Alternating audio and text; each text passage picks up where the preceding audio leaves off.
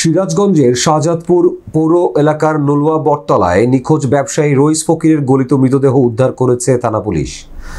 নিহত রইস ফকির উপজেলার কাংলাকান্দা ও নতুনপাড়া গ্রামের ওমর আলী ফকিরের ছেলে।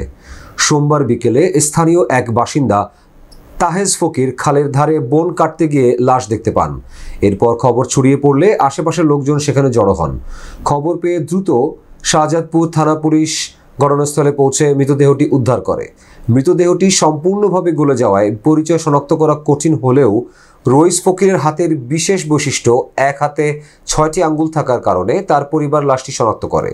শাহজাদপুর থানার ভারপ্রাপ্ত কর্মকর্তা ওসি আসলাম আলী ঘটনার সত্যতা নিশ্চিত করে বলেন, রইস প্রামাণিককে হত্যা করে খালের পানির নিচে মৃতদেহ ডুবিয়ে রাখা হয়েছিল। পানি কমে যাওয়ায় লাশটি ভেসে ওঠে।